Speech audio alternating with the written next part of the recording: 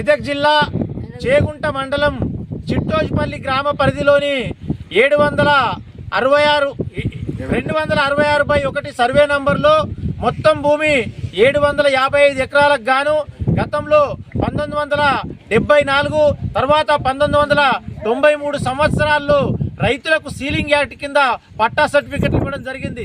ఆ తర్వాత 2004 సంవత్సరంలో మరికొంతమంది రైతులకు పట్టా సర్టిఫికెట్లు భూదాను చట్టం కింద ఇవ్వడం జరిగింది.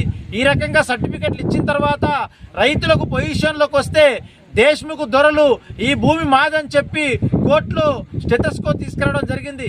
దీని మీద రైతుల పోరాటం సందర్భంగా అప్పటి తహసీల్దార్ గారు రైతులను బలవంతంగా భూమి నుంచి ఆపేసిన తర్వాత కూడా ఎమ్మడి జాయింట్ కలెక్టర్ గారు కోర్టుకు కూడా రైతులకు అనుకూలంగా రిపోర్ట్ సబ్మిట్ చేయడం జరిగింది. అప్పటి నుంచి ఇప్పటి వరకు ఈ భూమి కోర్టు కేసులో కొనసాగుతున్నది. ఒకవైపు కోర్టు కేసు కొనసాగుతూ స్టెథోస్కో ఉన్నటువంటి సందర్భంలో ఎండోర్మెంట్ వాళ్ళు ఈ భూమినంతా ఇబ్రాహీంపూర్ గ్రామంలో ఉన్న వెంకటేశ్వర దేవాలయానికి రిజిస్ట్రేషన్ చేస్తామని చెప్పి అక్రమ పద్ధతుల్లో దేశ్ముఖ్ దొరలు దీని వెనుక ఉండి నడిపిస్తున్నారు. మేము ఇప్పటికే జిల్లా కలెక్టర్ గారికి కూడా మెమోరాండం ఇవ్వడం జరిగింది. వెంటనే జిల్లా కలెక్టర్ జోక్యం చేసుకొని రైతులకు సర్టిఫికెట్లు ఇచ్చారు కాబట్టి ఇది రెవెన్యూ భూమి అవుతుంది.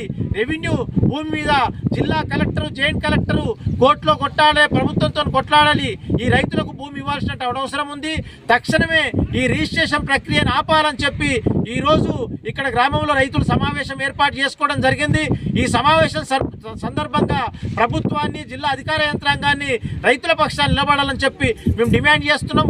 దొరల యొక్క పెత్తనం సాగదని చెప్పి ఈ సందర్భంగా హెచ్చరిక చేస్తున్నాం.